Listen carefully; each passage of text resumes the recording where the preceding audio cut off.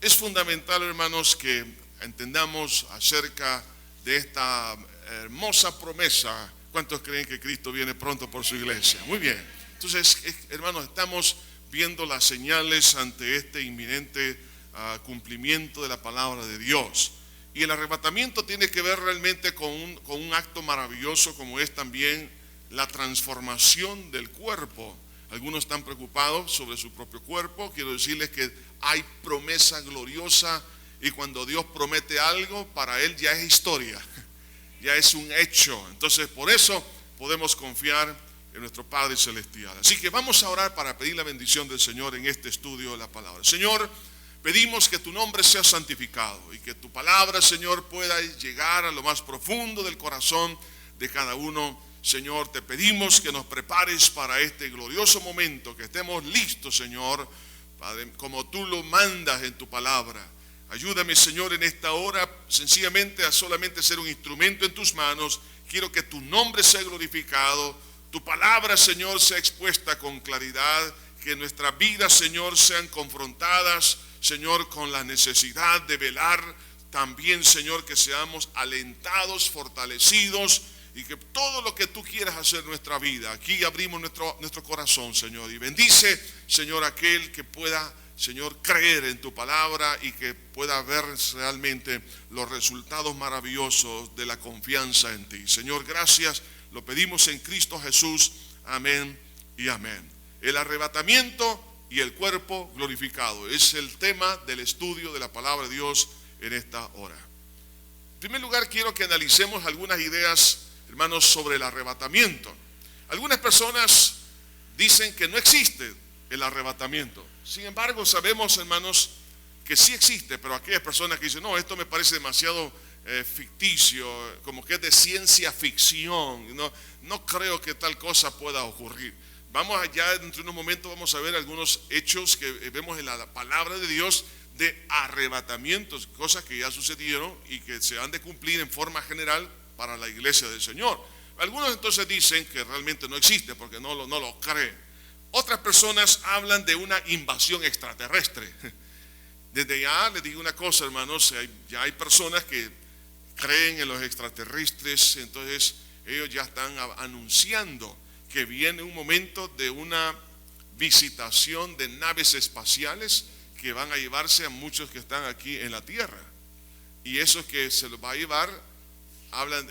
Yo le escuché a uno de estos exponentes por televisión decir que algunos de ellos ya perfeccionaron el arte de la comunicación con los que están fuera de esta tierra. O sea, los extraterrestres que viven ya entre los seres humanos ya se comunican con los extraterrestres a través de hablar en otras lenguas. Entonces, todo eso son cosas que ya están manejando. Entonces dicen, va a venir un momento en que mucha gente va a desaparecer.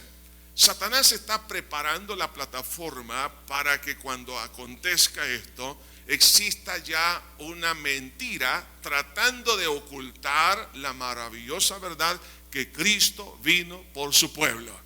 Entonces, por eso que usted puede notar que hay un auge, hermanos, de esto de las visitaciones de los extraterrestres. Y claro, todo esto, hermanos, no es el tema, pero muchas personas que están metidas, por ejemplo, en el campo esotérico, en el campo del ocultismo, en psiquiatría se conoce como alucinaciones senestésicas. Es decir, que escuchan, por ejemplo, voces, ven cosas, ven apariciones, cosas por el estilo. Entonces, no son cosas reales, pero que son cosas que acontecen en estas personas. Y muchas de esas alucinaciones senestésicas, sencillamente, hermanos, no en todos los casos, pero en la mayoría, son básicamente injerencias demoníacas. Por ejemplo, hay personas que escuchan voces que les dicen, quiero que te mates, quiero que hagas esto, que hagas lo demás. Son voces satánicas, son demonios que están metidos en esas personas que lo están induciendo a cometer actos delictivos o cualquier otro tipo de cosa. Entonces, o también que miran apariciones. Entonces, algunos de ellos, hermanos, si no se dan cuenta, entonces empiezan a ver apariciones, cosas así, y lo afirman y dicen que yo lo vi, es que yo lo vi. ¿cuántos de los que están aquí? No, hermano, no levanten la mano, pero en algún momento, es que yo vi a mi abuelita que se me apareció después de haber muerto. Entonces cuando dicen que se les apareció, no es que la abuelita se apareció, oigan esto, no es que la abuelita apareció, sino que es un demonio con apariencia de la abuelita, que eso es otra cosa, porque cuando una persona fallece, no está en esta tierra, no está en esta tierra, está en uno de dos lugares, en el cielo o en el infierno, pero no puede estar acá. Así que si alguien le tocó el dedo a medianoche del dedo gordo del pie, o sintió que le pusieron la mano helada, no fue la abuelita, fue un demonio digamos, que tomó una forma de la abuelita o con la voz de un ser querido, pero no es eso. Así que existen estas ideas, hermanos, de una invasión extraterrestre y que el enemigo está tratando de poner esto como una cortina de humo para un gran acontecimiento como es el arrebatamiento. Existen algunas posiciones teológicas, hermanos, que dicen que el arrebatamiento va a ocurrir durante la tribulación. No es el tema de entrar en detalle a ver cada una de estas posiciones teológicas. Es decir, la gran tribulación dura 7 años. Entonces, algunos dicen que va a venir a la mitad de los 7 años, el arrebatamiento de la iglesia. Otros dicen que va a ser después de la tribulación, y la otra posición teológica es antes de la tribulación. Usted me va a preguntar, hermano, y usted, hermano Lisandro, ¿en cuál cree? Yo creo en la posición antes de la tribulación, porque hay más, más apoyo bíblico en cuanto a esto, hermanos, la cual pues ya vamos a sacar algunos versículos de la palabra de Dios que son muy importantes, por lo cual, hermanos, hay un alto porcentaje de ministros, de pastores, de teólogos que creen que es así, pues antes de la gran tribulación. Por eso que, hermanos, yo no me atrevo, y lo voy a decir con toda sinceridad, yo no puedo estar diciendo que habrá una segunda oportunidad en la gran tribulación para aquellos cristianos carnales que se queden, porque eso es darle un chance, una esperanza, que, hermanos, que lo más es que no va a haber un segundo vuelo. Ahora, si yo me llegase, y bueno, no solo yo, sino muchos, nos llegamos a equivocar que el arrebatamiento va a ser, digamos, a la mitad de la gran tribulación o después de la tribulación, y que nos equivocamos en cuanto a la posición de que iba a ser antes de la tribulación y hay una segunda oportunidad, gloria a Dios. Pero el problema es estar diciendo, bueno, si no se va en el primero, se va en el segundo, y si no hay segundo, mejor estemos seguros que nos vamos en el primero, hermano, ¿sí o no? Entonces es lo más saludable, es lo más conveniente.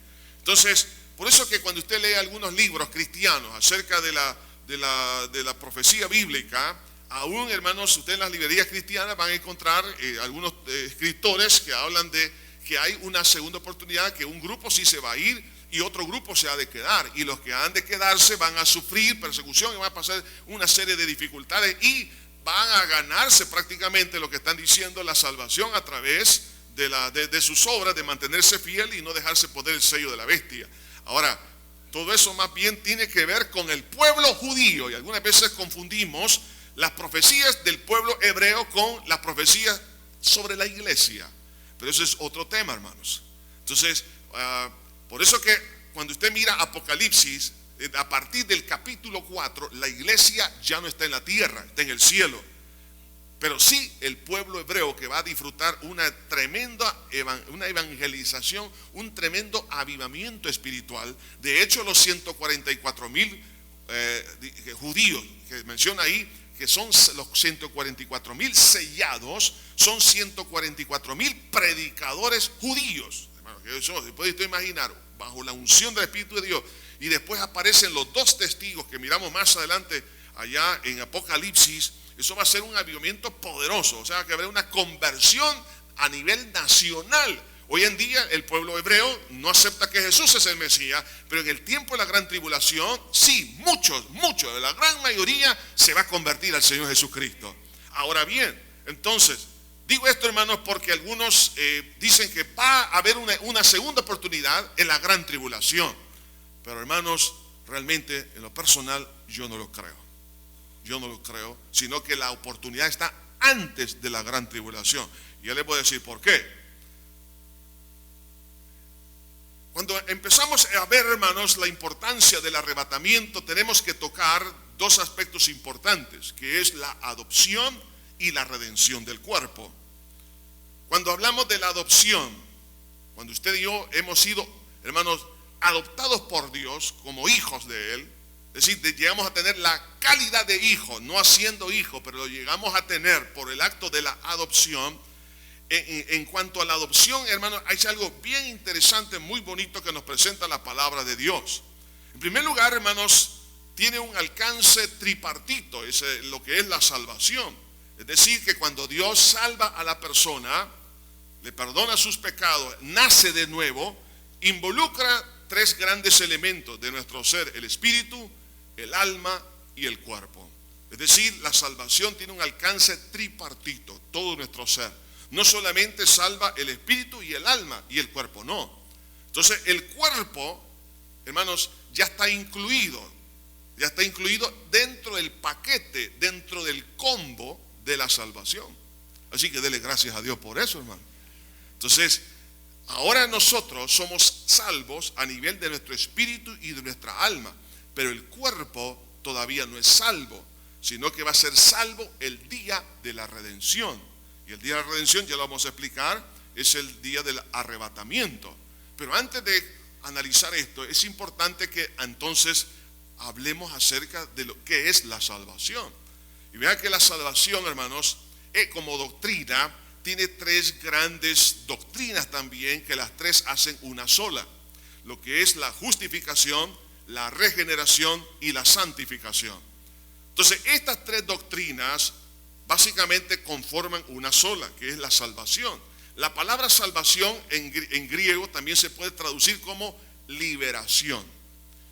Entonces, estas tres doctrinas son tres actos que se dan en el momento de nacer de nuevo. El término justificación es un término que lo encontramos en un ambiente legal. Por eso que en los tribunales se habla de justicia, se habla de justificación, se habla de juicio, todo eso. O sea que el término justificación es un término legal. El término regeneración es un término familiar, porque habla de adopción, habla de que Dios es mi padre, yo soy su hijo.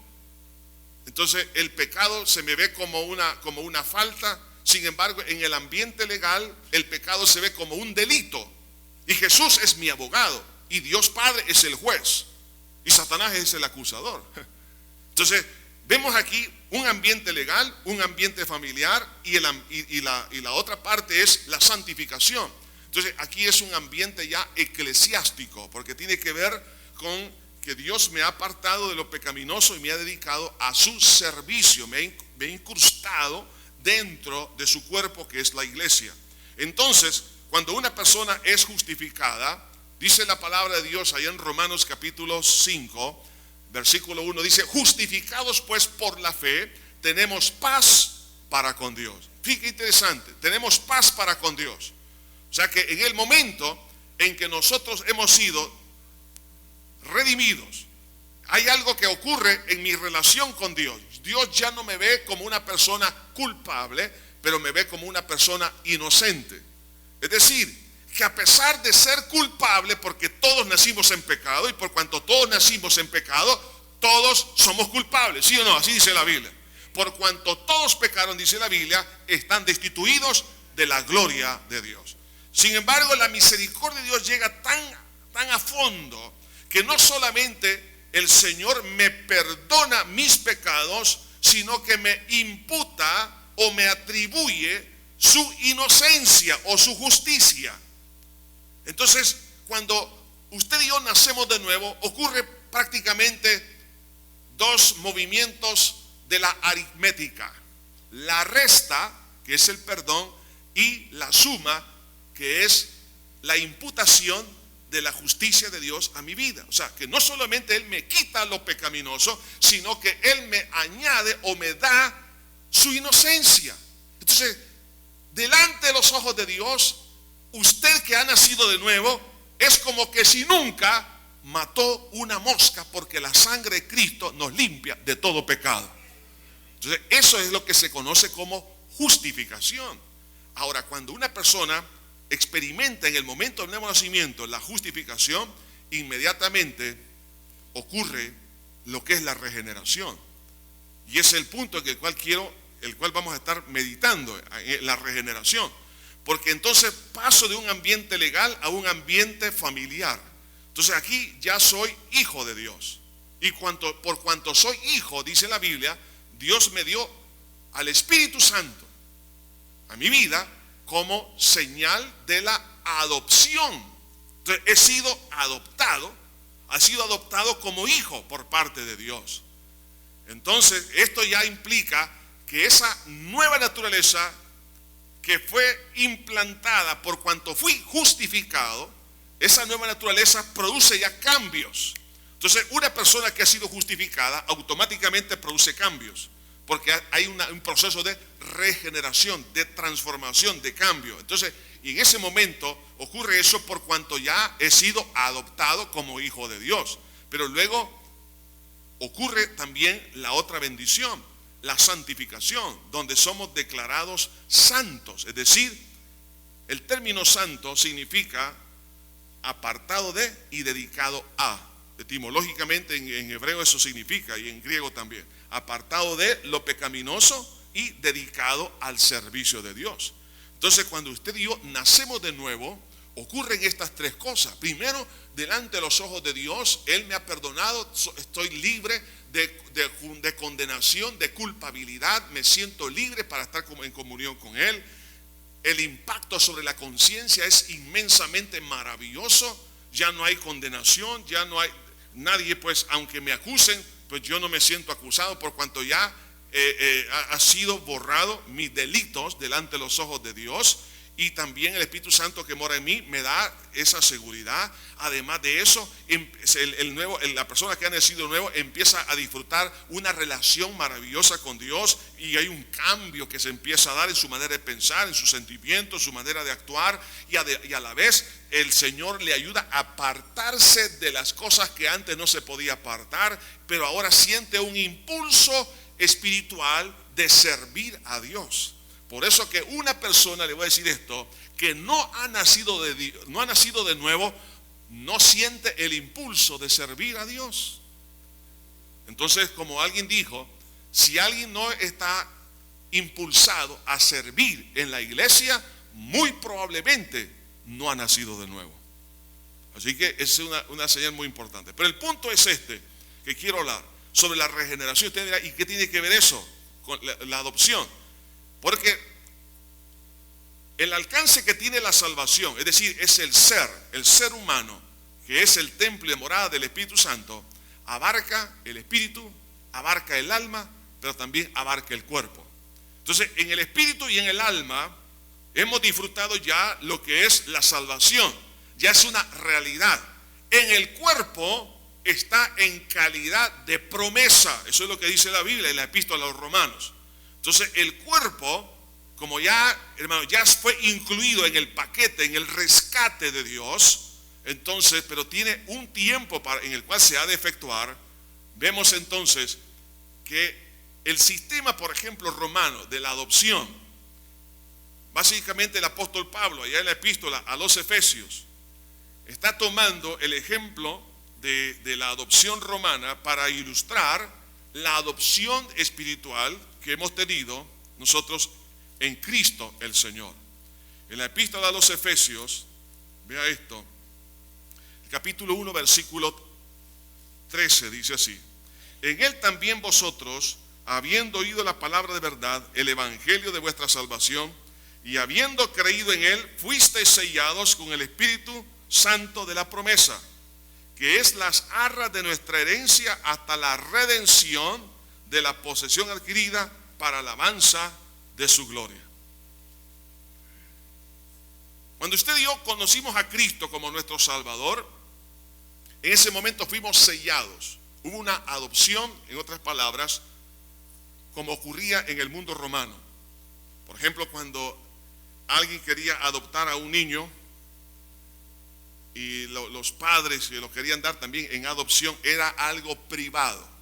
Pero luego venía, de acuerdo a las leyes romanas, venía el testimonio público en determinado momento, que así lo establecían las autoridades jurídicas de aquel entonces, donde se traía a los padres que iban a dar en adopción y los que le iban a recibir en adopción, y luego ahí estaban los magistrados, y entonces se hacía una declaración pública donde fulano estaba dando en adopción y otro estaba recibiendo. Entonces eso era, de esa manera funcionaba. De igual manera, hermanos, cuando usted y yo aceptamos a Cristo, fue una adopción privada, ¿sí o no? Porque la relación que nosotros tenemos con Cristo ha sido una relación personal. El Espíritu Santo vino a mi corazón. Eso no es público, ¿verdad que no es público? El Espíritu Santo nos selló a mi espíritu. ¿Y quién sabe que soy salvo? Solo yo. ¿Por qué? Porque he sido sellado. Entonces, si tengo al Espíritu Santo morando en mi vida, es la adopción privada. Así que benditos aquellos que por la fe en la sangre de Cristo, al recibir el perdón de pecados, han sido sellados. ¿Eso qué significa? Han sido adoptados como hijos de Dios. Eso es privado. Pero viene el momento público. Y el momento público es, hermanos, cuando el Señor Jesús venga por su iglesia. Por eso que cuando usted y yo hemos sido adoptados por la fe en Cristo, tenemos una adopción interna o espiritual, la cual estamos leyendo, pero luego viene la adopción externa o pública, que es la redención del cuerpo. Por eso dice aquí que es las arras, o sea, la garantía, la presencia del Espíritu Santo en nuestra vida, es las arras de nuestra herencia hasta la redención de la posesión adquirida. ¿Cuál es la posesión adquirida? Cristo adquirió a precio de sangre nuestra vida, nuestro cuerpo. Ahora usted y yo, como cristianos, el cuerpo es templo y morada del Espíritu Santo. O sea, eso es una propiedad adquirida.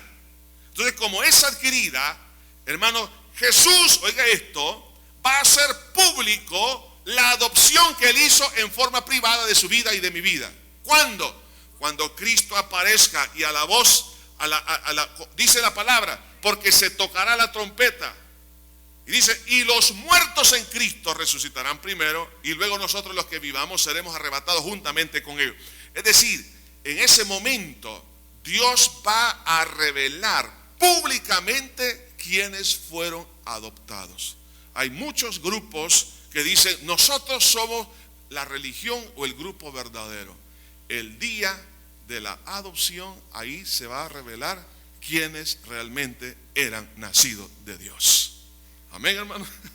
Entonces, aquellos cuerpos de los cristianos, aquel cuerpo que fue templo y morada del Espíritu Santo, en ese momento Dios va a testificar públicamente diciendo, a esta mi hija, a este mi hijo, yo lo había adoptado. Por eso ahora estoy testificando ante toda la tierra, en todas las naciones, estoy testificando que esta es mi hija, este es mi hijo. Hermano, qué lindo momento ese, porque a lo mejor usted en este instante, usted está siendo avergonzado, está siendo calumniado, está por ser cristiano, por seguir a Cristo. En algunos casos están siendo perseguidos, los maltratan y todo lo demás. Pero en aquel glorioso día, Dios va a decir quiénes son sus hijos. Por eso, hermanos, el cuerpo es valioso también. Algunos dicen, no importa, el cuerpo de todo modo ahí se va a quedar. El cuerpo, haz con él lo que quieras. Ese es el pensamiento del gnosticismo de aquel entonces, del tiempo del apóstol Pablo, porque ellos decían, no, el cuerpo es malo, así que el espíritu es el que va a ser salvo. Así que no importa lo que hagas con el cuerpo. Y esa idea se la tragaron algunos hermanos, por ejemplo, de la iglesia de Corinto, y algunos hermanitos andaban en prostitución, andaban en borracheras, andaban en muchas cosas. Decían, porque de todos modos el cuerpo se va a quedar aquí. No, señores, dice por eso que el Espíritu Santo, usando al apóstol Pablo, le dice, el que destruye su cuerpo, Dios le destruirá a él. Por eso que el cuerpo, hermanos, realmente es valioso. Así que hágase así, hermano, diga, Señor, gracias por este cuerpo, Padre. Gracias, Señor, por tú me has dado. Entonces, porque Esto tiene que ver, hermanos, con el día del arrebatamiento.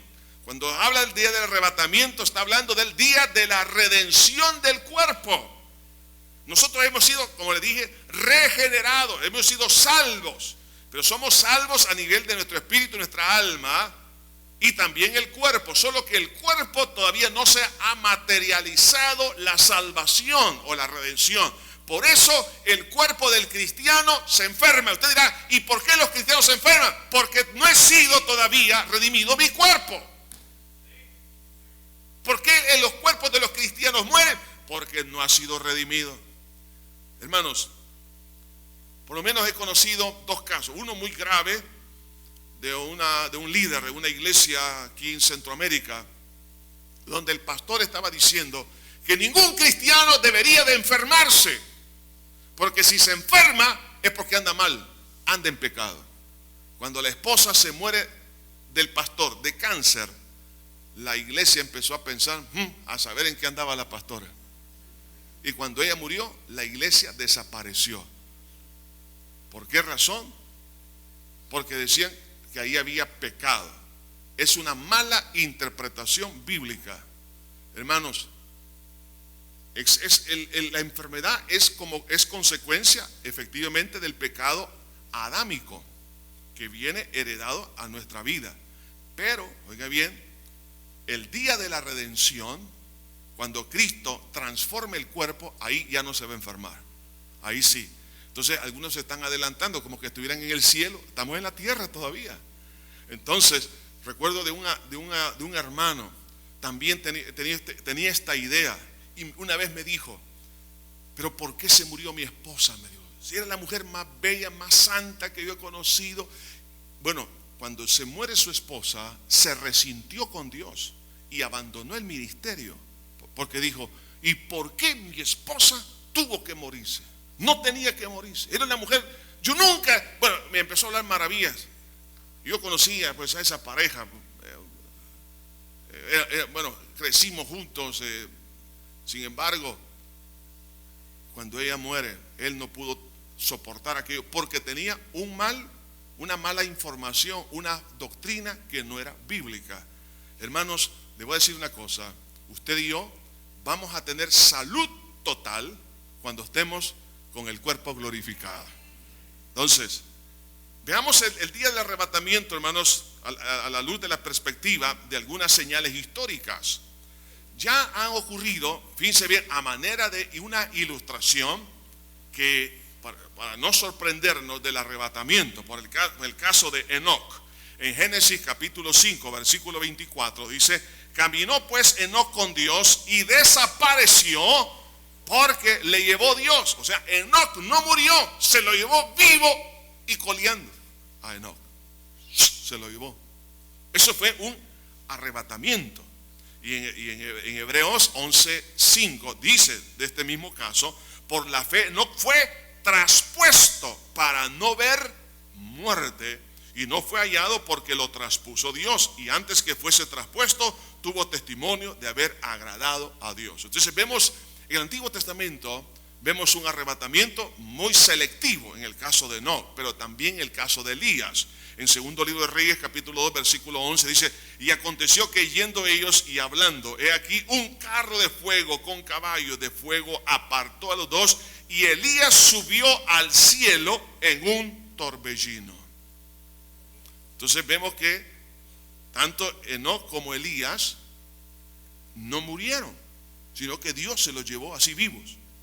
De ahí es donde algunos teólogos dicen que los dos testigos que han de venir en el tiempo de la gran tribulación y que van a ser dos poderosos predicadores como nunca, llenos de señales y poder del Espíritu Santo, de tal manera que aún el anticristo no va a querer poner las manos sobre ellos porque son muy poderosos.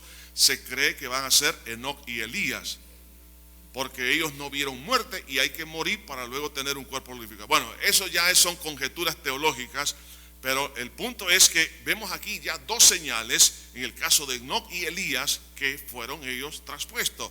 Vemos, hermanos, por las promesas de Jesús sobre el día del arrebatamiento. ¿Qué ¿Qué es lo que Jesús, nuestro Señor, tiene que decir al respecto? Por ejemplo, en Mateo 24:40 dice, entonces estarán dos en el campo, fíjense bien, en el campo, el uno será tomado y el otro será dejado. Dos mujeres estarán moliendo en un molino, la una será tomada y la otra será dejada. Velad pues, porque no sabéis a qué hora ha de venir vuestro Señor. Pero sabed esto, que si el padre de familia supiera a qué hora el ladrón habría de venir, velaría y no dejaría minar su casa. Por tanto, también vosotros estad preparados, porque el Hijo del Hombre vendrá a la hora que no pensáis. Vea, dice aquí que dos van a estar en el campo, van a estar ahí moliendo. Una será tomada y el otro será dejado. O sea que el arrebatamiento va a ser de una forma súbita. Por eso dice, por tanto, también vosotros estad preparados. O sea, esta es la exhortación. Como va a ser, hermano, una sorpresa, sin aviso.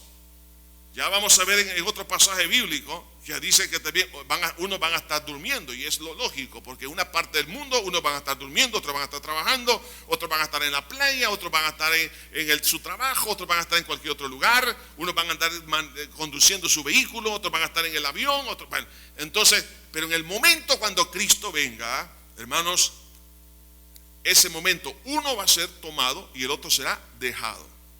Entonces vemos acá que es algo, hermanos, que va a acontecer a nivel global. En Lucas 17:32 dice, acordaos de la mujer de Lot. Comienza Jesús con una exhortación para decirnos, miren, si la mujer de Lot tuvo la oportunidad de salir de Sodoma y Gomorra, no se les vaya a ocurrir a ustedes mirar hacia atrás.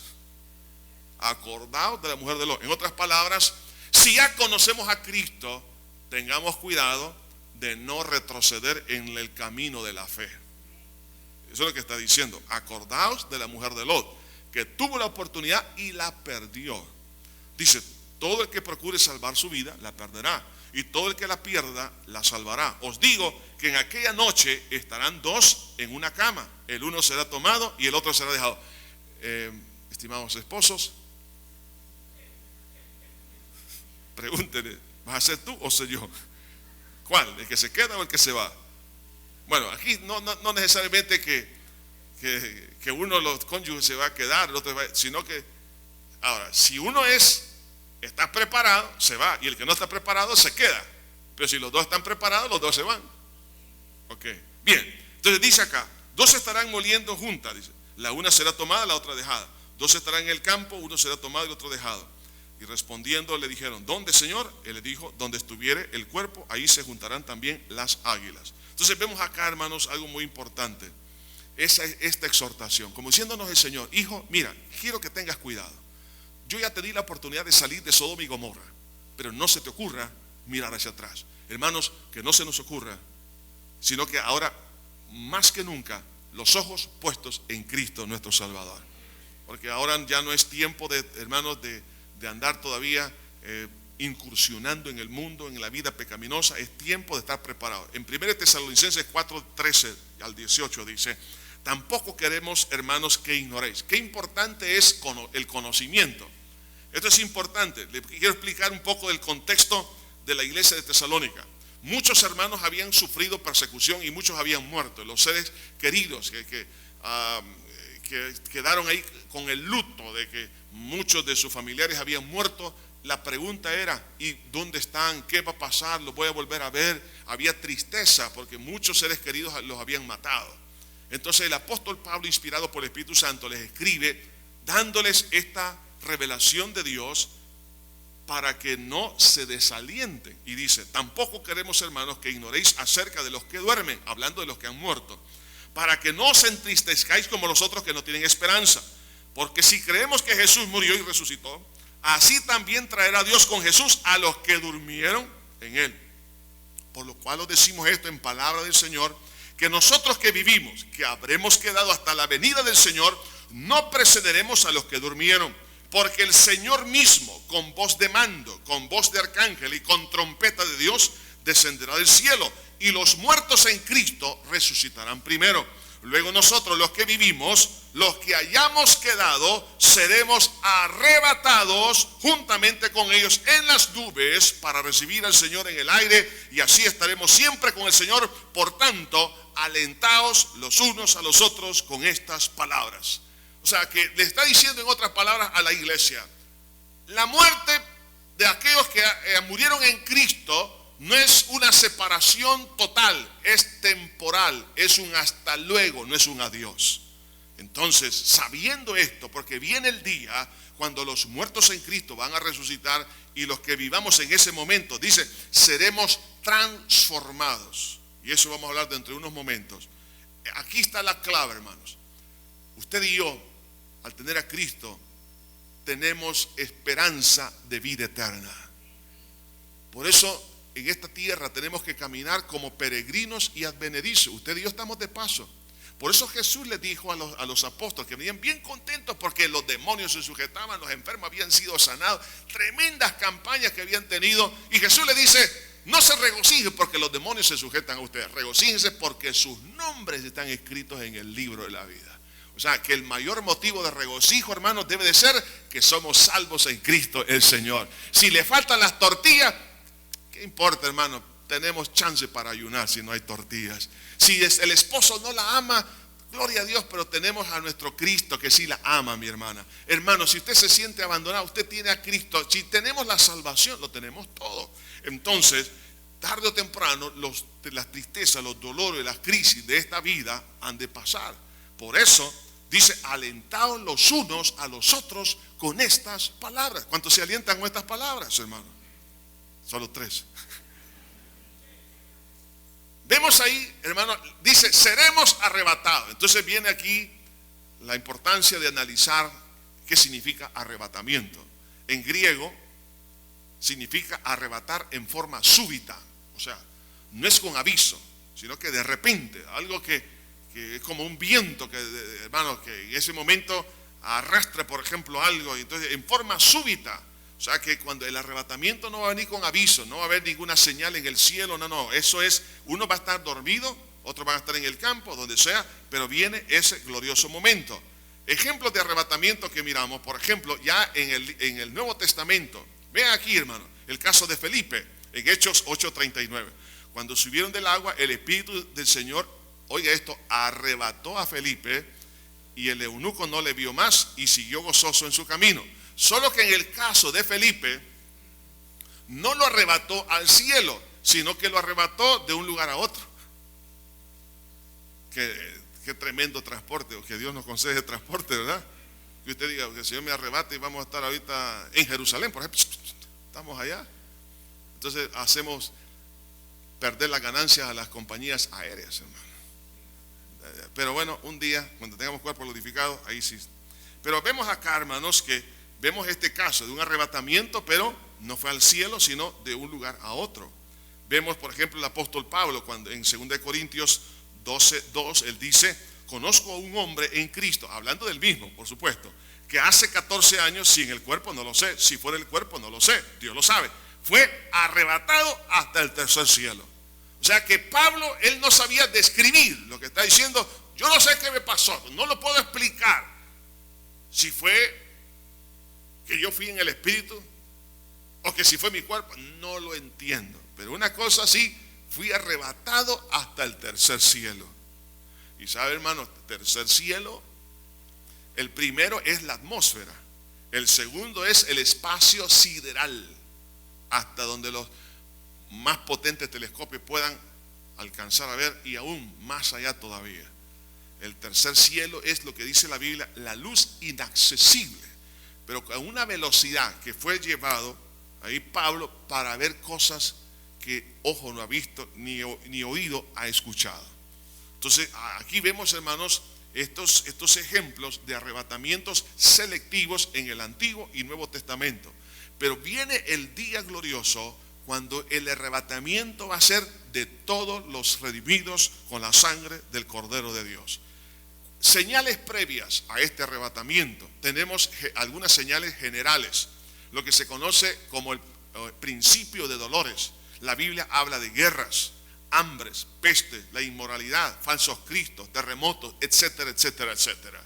Pero una de las señales, hermanos, muy cerca, y esto lo tenga muy pendiente, por favor, es la apostasía y la manifestación del anticristo. En 2 Tesalonicenses 2:3 dice: nadie os engañe en ninguna manera, porque no vendrá sin que antes venga la apostasía y se manifieste el hombre de pecado, el hijo de perdición. Dice que no vendrá sin que antes aparezca la apostasía.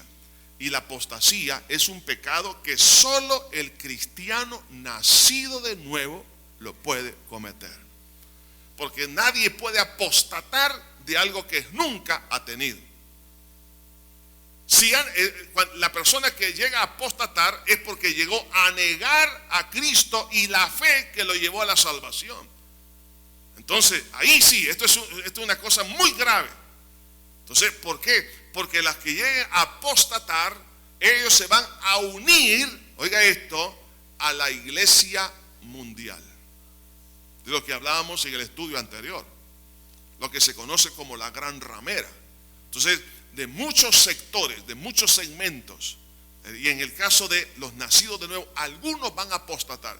Entonces, hermano, si empezamos y usted se empieza a dar cuenta de hermanos realmente nacidos de nuevo, no que tenían apariencia de cristianos, que llegaban a la iglesia, que eran bautizados, porque hay muchos así, pero que han nacido de nuevo, que han tenido la evidencia, que son personas que fueron llenas del Espíritu Santo y tenían el sello del Espíritu Santo como señal, como garantía, como arras de la salvación, y luego le dan la espalda a Cristo. Eso se conoce como apostasía. Y dice, no va a venir sin que antes venga la apostasía. Entonces, si la apostasía aparece, Cristo ya está pronto a venir. ¿Está bien, hermano? Esto es una señal de carácter espiritual. Por eso que en 2 Tesalonicenses 2:6-8 dice: y ahora vosotros sabéis lo que lo detiene, hablando aquí del anticristo, a fin de que a su debido tiempo se manifieste, porque ya está en acción el misterio de la iniquidad, solo que hay quien al presente lo detiene. ¿Quién está deteniendo al anticristo que se manifieste? Dice, hasta que él, ¿quién es ese él? Hasta que él a su vez se ha quitado de en medio, y entonces se manifestará el inicuo, a quien el Señor matará con el espíritu de su boca y destruirá con el resplandor de su venida. Hermanos, ¿quién es ese él que detiene la aparición del anticristo? Es el Espíritu Santo a través de la iglesia. Es decir, que cuando el Espíritu Santo lleve a su iglesia, recuerde esto, que el Espíritu Santo hoy en día está trabajando en el pueblo gentil, lo que se conoce como la dispensación de los gentiles. O sea que ahora el pueblo gentil está disfrutando de salvación, pero luego va a venir el Espíritu Santo a trabajar exclusivamente para la salvación del pueblo judío. Entonces, cuando exista ese cambio, cuando sea quitado, es decir, no es que el Espíritu Santo va a ser quitado, digamos, físicamente, porque Él es Dios, Él es omnipresente, sino que ya no va a estar trabajando en el mundo gentil. Entonces, cuando el Espíritu Santo ya no trabaje ahí, sino en el área exclusiva del pueblo hebreo, entonces va a aparecer entonces el inicuo, hablando del anticristo. Pero en eso que el Espíritu Santo sea quitado, está hablando de el Espíritu Santo dentro de la iglesia. Entonces, que cuando la iglesia desaparezca, lo que está diciendo, entonces se ha de manifestar este anticristo. ¿Cuál es el propósito, hermanos, del arrebatamiento? ¿Por qué es importante? En primer lugar, para la redención de nuestros cuerpos. Dice, y en él también vosotros, habiendo oído la palabra de verdad del evangelio de vuestra salvación, habiendo creído en él, fuiste sellados con el Espíritu Santo de la promesa, que es las arras de nuestra herencia hasta la redención de la posesión adquirida para alabanza de su gloria. ¿Por qué es importante, hermanos, el arrebatamiento? Porque ahí se va a completar el ciclo de la salvación de todo nuestro ser. Porque ya somos salvos a nivel de espíritu, a nivel del alma y ahora, en este caso, el nivel del cuerpo. Porque el cuerpo llegó a ser templo y morada del Espíritu Santo, ahora es redimido. Dice en Romanos 8:23, y no solo ella, hablando de la creación, sino que también nosotros mismos, que tenemos las primicias del Espíritu. Nosotros también gemimos dentro de nosotros mismos esperando, ¿qué cosa? La adopción. Está hablando de qué? De la adopción pública, la redención de nuestro cuerpo. O sea, aquí, nuestro cuerpo. Entonces Pablo, recordemos que él tenía un aguijón en su carne. No sabemos qué problema tenía. La mayoría cree que es un problema físico, un problema de salud. Entonces, él también tenía sus achaques. Timoteo tenía sus achaques, tenía problemas en el estómago. Entonces, vemos, y de muchas otras enfermedades, Timoteo también. Entonces, vea que el Espíritu Santo, hermanos, que mora en cada uno de nosotros, también, hermanos, Él anhela el momento en que este cuerpo, que es templo y morada del Espíritu Santo, pueda ser redimido, rescatado, transformado. Entonces, el propósito del arrebatamiento es para completar el ciclo de la salvación, pero también para presentarnos al lugar de nuestra ciudadanía espiritual. Dice Filipenses 3 del 20 al 21, mas nuestra ciudadanía está en los cielos, de donde también esperamos al Salvador, al Señor Jesucristo, el cual dice, transformará el cuerpo de la humillación nuestra para que sea semejante al cuerpo de la gloria suya, por el poder con el cual puede también sujetar a sí mismo todas las cosas. Hermano, o sea que el cuerpo suyo y mío se va a parecer al cuerpo glorificado del Señor Jesucristo. Este es un cuerpo de humillación. ¿Por qué? Porque heredamos el pecado de nuestros primeros padres, por eso el cuerpo se deteriora. Así que no se preocupe, si usted está preocupado porque le duele una cosa, que se le cae el pelo, que las muelas también, y tantas cosas, empieza ahí todo, que las bisagras que le traban, que ya no tiene las mismas energías. Si usted se siente joven por dentro, pero cuando se mira en el espejo, y se asusta. Entonces, y todo eso, mire, cierto, no le está humillando. Como dice, el cual transforma nuestro cuerpo de humillación. Entonces, claro, pero eso fue por causa del pecado. Pero cuando Cristo aparezca, hermano, y Él llame a su iglesia, ya verá qué cuerpo es el que va a tener. Gracias al Señor, dice. Pero también otro propósito es para restaurar la semejanza de Dios en nuestra vida. Primera de Juan 3:2 dice, amados, ahora somos hijos de Dios y aún no se ha manifestado lo que hemos de ser, pero sabemos que cuando Él se manifieste, ¿qué cosa? Seremos semejantes a Él, porque le veremos tal como Él es. O sea que qué lindo, hermano. Vamos, la restauración de la semejanza que se perdió en el jardín del Edén por nuestros primeros padres, va a ser restaurada. Cuando usted y yo nacemos de nuevo, la imagen de Dios empieza a ser restaurada, más la semejanza es la que va a ser restaurada hasta ese momento. Eso, hermano, es maravilloso. Pero también para librarnos de la ira venidera. Ahora, por eso, hermanos, yo lo digo con toda sinceridad como pastor, yo tengo que predicar lo que yo veo más apegado a la palabra de Dios. Y la Biblia dice acerca del arrebatamiento que viene sencillamente por una sencilla razón. Dice 1 Tesalonicenses 5, 8 al 10. Pero nosotros que somos del día, seamos sobrios, habiéndonos vestido con la coraza de fe y de amor, y con la esperanza de salvación como yelmo, porque no nos ha puesto Dios para ira. ¿Qué va a pasar en la gran tribulación? Ahí es la ira de Dios cayendo sobre toda la tierra. ¿Okay? Entonces, dentro de esa ira están los meteoritos, están los asteroides, están las pestes, están las guerras. Sin embargo, dice que Dios no nos ha puesto para ira. ¿Por qué razón? Porque usted y yo ya fuimos absueltos de culpabilidad en la cruz del Calvario por haber creído que Cristo murió por nosotros. Por cuanto ya no somos culpables, por cuanto su justicia nos ha sido atribuida, entonces, por eso dice la Biblia que ya no hay condenación para los que están en Cristo Jesús. Y la gran tribulación es una etapa de juicio, de condenación. Entonces, aquellos que dicen que la iglesia va a pasar por la gran tribulación, pregunto, ¿por qué va a pasar la iglesia si ya hemos sido absueltos de culpabilidad? Entonces, ¿quiénes van a sufrir ahí? Son los que no han conocido a Cristo como su Salvador personal. los que no han nacido de nuevo, los que rechazaron el mensaje. Sino para alcanzar, dice, salvación por medio de nuestro Señor Jesucristo, quien murió por nosotros para que ya sea que velemos o que durmamos, vivamos juntamente con Él. Dice en Apocalipsis 3:10, por cuanto has guardado la palabra de mi paciencia, yo también te guardaré de la hora de la prueba que ha de venir sobre el mundo entero para probar a los que moran sobre la tierra. Oiga esto, te voy a guardar de la hora de la prueba. ¿Cuál es la hora de la prueba?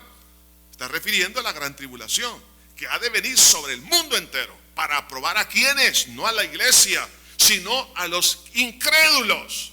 Entonces, por eso que, hermanos, el arrebatamiento va a ocurrir antes que comience la gran tribulación. O más bien, el arrebatamiento le da el banderillazo de salida a la gran tribulación. Cuando la iglesia ya no esté aquí, comienza la gran tribulación. Y usted va a decir, ¿y de quién va a ser mis zapatos, hermano? Y la refrigeradora que acabo de comprar, no se preocupe. Usted no va a necesitar eso allá en el cielo. Otro propósito es para estar para siempre con el Señor. Por eso es importante el arrebatamiento, porque dice 1 Tesalonicenses 4:17, seremos arrebatados juntamente con ellos en las nubes para recibir al Señor en el aire, y así estaremos siempre con el Señor. O sea, va a ser nuestra reunión con nuestro Señor Jesucristo, hablando de la iglesia, pero también, hermanos, porque el arrebatamiento es el preámbulo para participar en el tribunal de Cristo y la boda del Cordero. Esto ya es otro motivo de estudio, el tribunal de Cristo y la boda del Cordero. O sea, no pueden darse estos dos grandes eventos en el cielo si primero no está el arrebatamiento. Y estos dos grandes acontecimientos en el cielo suceden simultáneamente cuando en la tierra se está dando la gran tribulación. Entonces, para que exista el tribunal de Cristo, la iglesia tiene que estar arriba. Y en las bodas del Cordero de igual manera. Por eso dice aquí en 2 Corintios 5:10, porque es necesario, o sea que no es una opción, es necesario que todos compadezcamos ante el tribunal de Cristo, para que cada uno reciba según lo que haya hecho mientras estaba en el cuerpo, sea bueno o sea malo. Entonces, es necesario que estemos en el tribunal de Cristo, pero para estar en el tribunal de Cristo es necesario el arrebatamiento. Por eso Apocalipsis 19:7-8, hablando de la voz del Cordero, dice, gocémonos y alegrémonos y démosle gloria, porque han llegado las voz del Cordero y su esposa se ha preparado, y a ella se le ha concedido que se vista de lino fino, limpio, resplandeciente, porque el lino fino es las acciones justas de los santos. Pero esto ocurre allá en el cielo, no en la gran tribulación. Por eso que la iglesia ya no está en la gran tribulación, sino que está en el cielo. ¿Cuál es la garantía del arrebatamiento de la iglesia? ¿Cuál es la garantía de que usted y yo vamos a levantarnos, hermano? Por ejemplo, aquellos seres queridos que murieron en Cristo. ¿Cuál es la garantía? ¿Por qué decimos que se van a levantar? ¿Por qué usted y yo podemos decir que si llegamos a morir antes de que Cristo venga, nuestro cuerpo se va a levantar? O si vivimos para ese momento, seremos transformados. ¿Cuál es la garantía? Muy poderosa. Es la resurrección del Señor Jesucristo. Dice la palabra en 1 Corintios 15:20-23. Mas ahora Cristo ha resucitado de los muertos. Primicia de los que durmieron es hecho. Quiero explicar aquí, hermano. Primicia de los que durmieron. Recuerde que el término primicia es dentro de la cultura hebrea, muy fácil de comprender. Porque las primicias eran los primeros frutos que habían madurado, que se traían al sumo sacerdote para que él levantara, por ejemplo, unas gavillas de trigo. Entonces, esas primicias, el sacerdote al levantarlas estaba diciendo gracias, no solo por la primicia, sino porque esta primicia habla de toda una cosecha que viene detrás. O sea, él estaba dando gracias por la cosecha, no solo por esa gavilla. Entonces dice acá, mas ahora Cristo ha resucitado a los muertos. Primicia de ¿quiénes? De los muertos en Cristo. O sea, el hecho de que Cristo haya resucitado es, hermano, la primicia de la resurrección de la iglesia. Primicia de los que durmieron es hecho. Dice, porque por cuanto la muerte entró por un hombre, también por un hombre la resurrección de los muertos. Porque así como en Adán todos mueren, también en Cristo todos serán vivificados. Pero cada uno en su debido orden. Ahí está, oiga esto. ¿Cuál es el orden? Cristo, las primicias. Luego los que somos de Cristo en su venida. Entonces, si Cristo se levantó, entonces nosotros tenemos garantía que vamos a resucitar. O sea que esto ya no es cuestión de que si voy a resucitar o no voy a ser resucitado, voy a ser arrebatado. Si Cristo no hubiese resucitado, ahí sí, hermano. Pero como Él se levantó entre los muertos, porque Él es Dios mismo, entonces si Cristo se levantó, usted y yo ya nos levantamos. Por eso también la Biblia nos dice que estamos en los lugares celestiales sentados juntamente con Cristo. O sea que la iglesia, hermano, ya está, en otras palabras, en el cielo, aunque usted y yo en cuerpo estamos aquí en la tierra. Pero desde el punto de vista de la promesa de Dios, usted y yo ya tenemos garantía de ser resucitados. Como cuando usted tiene, por ejemplo, un ticket para subirse a un avión, usted va confiado y presenta el ticket, no va temeroso, ¿me van a dejar entrar o no me van a dejar entrar? Usted lleva el ticket y lo dejan entrar. Si le presenta una servilleta, sí, ahí sí, no, el ticket le dice, el ticket. Entonces, si Cristo ya se levantó, entonces todos ya nos levantamos. Así que denle gracias a Dios por eso, ¿verdad? Así que la resurrección de Cristo es la garantía de la resurrección de la gran cosecha de los que creyeron en Cristo el Señor. Por eso dice Romanos 8:11, y si el Espíritu de aquel que levantó de los muertos a Jesús mora en vosotros, ¿cuántos mora el Espíritu de Dios en su vida? Dice, el que levantó de los muertos a Cristo Jesús, vivificará también vuestros cuerpos mortales por su Espíritu que mora en vosotros. Entonces, si el Espíritu Santo levantó a Cristo y ese mismo Espíritu mora en mí, por eso hay que estar seguros que somos salvos.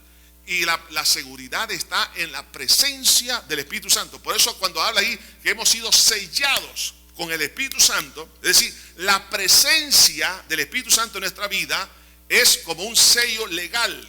Nos está diciendo, tú eres hijo legítimo, yo te he adoptado y por cuanto tienes mi espíritu, eso ya es garantía que ese cuerpo se va a levantar. El problema es para aquellos que no tienen el Espíritu Santo morando en su vida. Eso sí, no viven ellos porque cuantos no han nacido de nuevo, pero el que lo tiene, tenga seguro que su cuerpo va a ser vivificado si es que está muerto, pero si vive será transformado por el Espíritu Santo que mora en su ser. ¿Quiénes serán incluidos en el arrebatamiento? Los que han nacido de nuevo. Dice Juan 3:3, Jesús hablando con Nicodemo. Respondió Jesús y le dijo, de cierto te digo, que el que no naciere de nuevo no puede ver el reino de Dios. El nuevo nacimiento es el requisito, no asistir a una iglesia, sino haber experimentado lo que hablábamos hace unos momentos sobre lo que es la salvación, justificación, regeneración y santificación. Es decir, la experiencia que Dios me ha perdonado, me haya implantado su nueva naturaleza, he sido adoptado como hijo y me ha dado su espíritu en mi corazón, y entonces entro en un proceso de limpieza y también de consagración a su servicio. Entonces, cuando una persona ha nacido de nuevo, por eso dice acá, no puede ver el reino de Dios quien no ha nacido de nuevo. Así que por eso es importante esto, por eso que lo que hemos leído, hablando en Efesios capítulo 1, versículo 14, dice, hablando del Espíritu Santo, que es las arras. Oiga, o sea, ¿qué son las arras? Las arras es la garantía de nuestra herencia. Usted, hermano, ¿cuál es la herencia que nosotros tenemos? La vida eterna. Entonces, el Espíritu Santo es la garantía hasta, oiga esto, hasta la redención de la posesión adquirida, o sea, lo que ha sido comprado a precio de sangre para alabanza de su gloria. Entonces, por eso, hermanos, nadie va a participar en el arrebatamiento si no ha nacido de nuevo. ¿Cuándo sucederá? Que es la pregunta del millón. ¿Cuándo? No se sabe. No se sabe. Dice 1 Tesalonicenses 5, del 2 al 4. Porque vosotros sabéis perfectamente que el día del Señor vendrá así como ladrón en la noche. que cuando digan paz y seguridad, entonces vendrá sobre ellos destrucción y repentina, como los dolores de la mujer encinta, y no escaparán. Mas vosotros, hermanos, vea aquí esto, aunque no se sabe el día y la hora, pero oiga lo que dice, mas vosotros, hermanos, no estáis en tinieblas para que aquel día os sorprenda como ladrón. En otras palabras, la venida de Cristo tiene que ser una sorpresa para los que no están preparados, pero para el que está preparado no es una sorpresa, sino que lo está esperando. Es algo que ya lo está anticipando, ya lo está anhelando, pero también ya lo está viendo. Eso es importante, aunque no sabemos exactamente el día y la hora, pero el que anda en tinieblas, sí, a ese sí tiene mala recepción de las señales del cielo, del Espíritu Santo, que le anticipa ese momento. Pero el que anda de acuerdo a la voluntad de Dios no lo va a sorprender como se sorprende una persona cuando es asaltada, porque ya tenía la percepción de todo lo que iba a acontecer. Entonces, por eso dice Mateo 24:36, pero Jesús dijo, pero el día y la hora nadie sabe, sino, ni aún los ángeles de los cielos, sino solo mi Padre. Entonces vemos acá, hermanos, que está en la prerrogativa divina cuándo va a ser exactamente. Pero desde ya debemos de saber que existen algunas, hermanos, señales que podemos inferir, o se puede inferir por medio de algunas señales. Podemos sacar ciertas deducciones, podemos ya hacer un anticipo. Por eso que en Lucas 21, al 29 al 31 dice, también les dijo una parábola. Mirad la higuera y todos los árboles. Cuando ya brotan, viendo, sabéis por vosotros mismos que el verano ya está cerca. O sea, eso es natural. Entonces cuando se empiezan a ver los primeros brotes de las hojas, los renuevos en las ramas, pues ya se sabe que el verano está cerca, después de un invierno, que básicamente el invierno en los países donde cae nieve, pues básicamente es como un periodo de muerte, pero cuando el árbol comienza a resucitar, llamémosle de esa manera, entonces comienzan a dar esos pequeños brotes. Entonces cuando ya empiezan a brotar, ya significa que hay un cambio de estación. Así también vosotros, cuando veáis que suceden estas cosas, sabed que está cerca el reino de Dios. ¿Qué cosas? Las señales de guerra, rumores de guerras, la inmoralidad será como en los días de Sodoma y Gomorra, como en los tiempos de Noé, que compraban y vendían, no tenían tiempo para las cosas espirituales, solamente el comercio, el hacerse rico, muchas cosas, el casarse, solamente había un interés egoísta, pero no en los intereses del reino de Dios. O sea, cuando comiencen a ver, cuando usted y yo empecemos a ver que estas cosas están sucediendo, ¿qué es lo que dice acá? Saber que está cerca. No lo dice cuándo, ni la hora, ni el día, sino que está diciendo está cerca. Es como cuando usted mira una señal en la carretera que le dice está cerca, no le dice a cuántos kilómetros, pero está cerca un comedor o un lugar donde reparan llantas. Ay, dice, gracias a Dios, pero ya siente que no está tan lejos. Entonces es cuando estas cosas se dan, entonces hay que prepararse. Entonces prepararse espiritualmente. También, hermanos, por ejemplo, en cuanto a la apostasía, que es una de las señales, como ya lo vimos, cuando dice aquí la palabra, nadie se engañe de ninguna manera, porque no vendrá sin que antes venga la apostasía. Entonces, la aparición de la apostasía me está diciendo que el arrebatamiento está muy, muy cerca. Les voy a contar esto, hermanos. Me encontraba en la ciudad de Houston y una joven muy triste me dice, pastor, explíqueme esto. ¿Por qué mi pastor?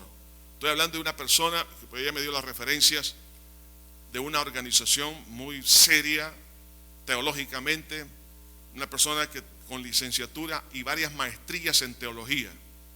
Me dice, explíqueme, ¿por qué mi pastor se fue siguiendo a un anticristo y ahora es el promotor de esa filosofía, de ese movimiento anticristo en América Latina? ¿Por qué pasó? Hermanos, ya la apostasía está en medio de nuestro.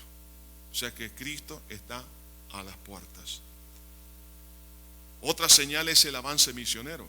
Mateo 24:14 dice, y será predicado este evangelio del reino en todo el mundo. Ahora, ¿quién lo va a predicar?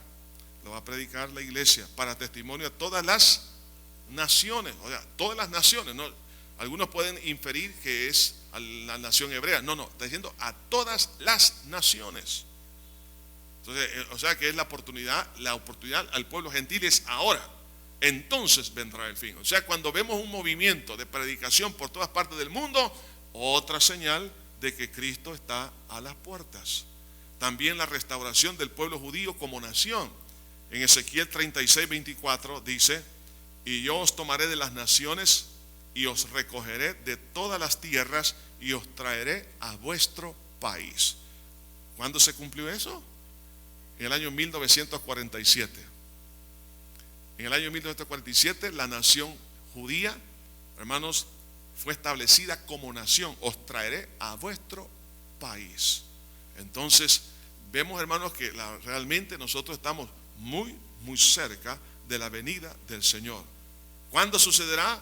Lo vamos a inferir por los testimonios, por el testimonio interno del Espíritu Santo. Esto es importante, hermano. Dejemos que el Espíritu Santo, hermanos, hable a nuestro corazón.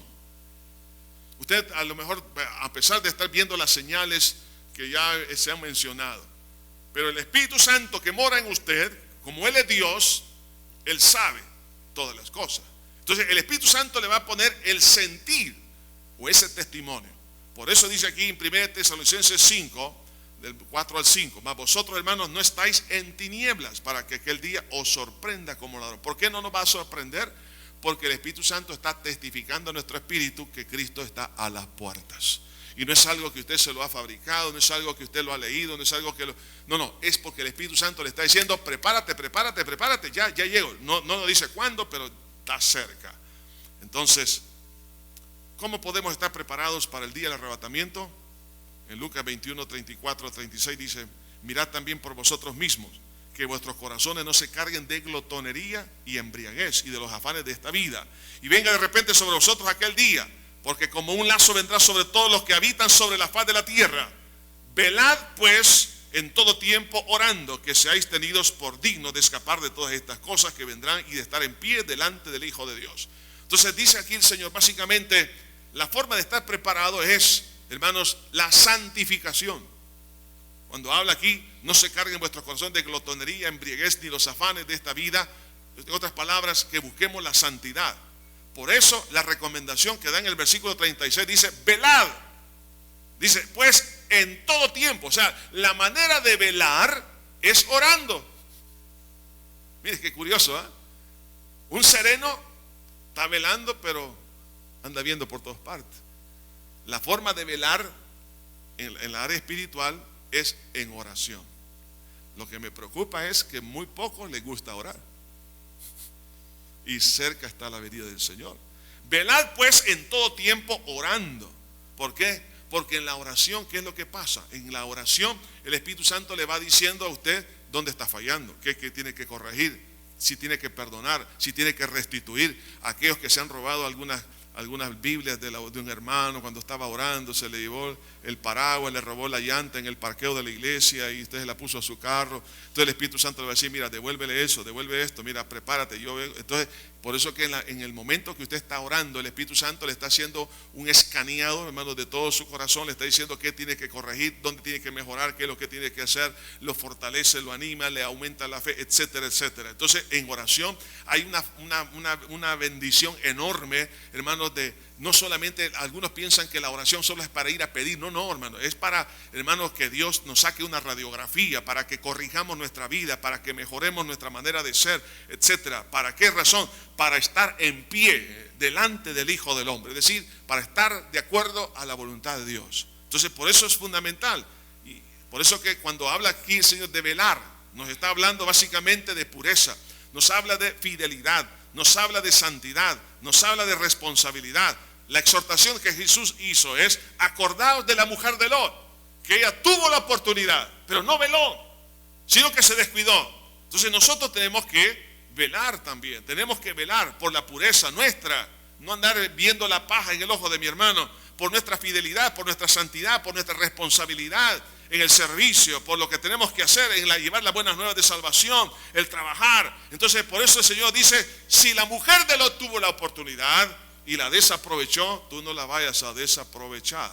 Entonces, de aquí entonces, hermanos, es donde nosotros podemos entender que la verdad que el arrebatamiento está a las puertas. Puede ser dentro de 3 minutos. Las condiciones están dadas. Pero cuando usted mire un aumento en todas estas cosas, prepare las maletas, porque a la final trompeta los muertos en Cristo resucitarán primero. A lo mejor usted va a ir conduciendo su vehículo y usted está listo. ¿Qué va a pasar? Hermano, ese vehículo se va a quedar sin motorista.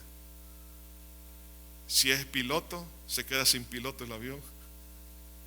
El cirujano cristiano desaparece y cae el bisturí en el cuerpo del paciente. Desaparece el anestesista. El esposo queriéndole un abrazo a su esposa y agarra la almohada y esto. ¿Qué pasó? De repente usted va a estar dialogando en una reunión, uno se apareció, queda el saco, quedan los anillos, queda todo eso ahí. Las computadoras van a quedarse, los celulares, todo. Hermanos, el día del arrebatamiento está a las puertas. Preparémonos. Señor Jesús, gracias te damos por tu hermosa palabra que nos ilumina, nos hace entender de todas tus bondades. Señor, te pido en esta hora que tú bendigas, Señor, a tu pueblo. Hermano, ahí donde está, quiero que tomemos un tiempo y juntamente con todos aquellos que están en cualquier lugar, probablemente usted está en su camino, está en su casa, donde sea, pero este es el momento de prepararnos. En este momento usted ponga su vida en las manos del Señor. Señor Jesús, aquí estamos. Queremos velar por la pureza, por la fidelidad, por la santidad, por la responsabilidad, por el amor cristiano, por todo lo que tenemos que hacer, Señor. Señor, gracias por la redención, Señor, que incluye todo nuestro ser, espíritu, alma y cuerpo. Viene el día de la adopción del cuerpo, la redención del cuerpo, Señor, cuando este cuerpo va a ser transformado en un abrir y cerrar de ojos, Señor. Gracias te doy, Padre Santo, por todas tus bondades. Bendice tu iglesia donde quiera que se encuentre. Señor, aquellos hijos pródigos, te pedimos que regresen a tu camino, Señor. Que regresen a tus caminos, Padre. Que sean atraídos para ti, Señor. Gracias, Señor Jesús. Quiero hacer un llamado. Le voy a pedir que se queden en su lugar. Nadie se mueva. Aquellos que quieran reconciliar con Jesús. Decir, algunos como hijos de Dios se han descuidado, pero ahora quieren decirle a Jesús: Señor, aquí estoy. Quiero reconciliar contigo. Quiero volver a tus caminos. Usted que nos está escuchando, donde quiera que se encuentre, tome esta decisión. Los que van a reconciliar, ahí donde están, diga conmigo esta oración de fe. Padre eterno que estás en los cielos, me arrepiento de todo corazón por haber sido ingrato, por haberte abandonado, haber dejado, Señor, la comunión contigo. Perdóname, Señor, por haberme involucrado en la vida pecaminosa con la cual te he ofendido, he herido tu corazón. Perdóname, Señor. Vengo delante de ti, avergonzado, Señor, por todo lo mal que he hecho a tu corazón. Habiendo sido tú tan bueno, aún en mi condición caída, tú estuviste a mi lado. Te pido perdón, Señor. Me arrepiento con todo mi corazón y por la fe en tu sangre recibo el perdón. Y en este día, Señor, deseo con todas mis fuerzas vivir para ti, Señor. Vengo a ti como el hijo pródigo a reconciliar contigo y no me quiero apartar nunca más de ti, Jesús. Gracias en Cristo Jesús. Amén y amén. Gloria a Dios. Vamos a pedir a las personas que han sido asignadas para recoger la ofrenda, por favor, que pasen. Hermanos, les animamos a que permanezcamos firmes en el Señor.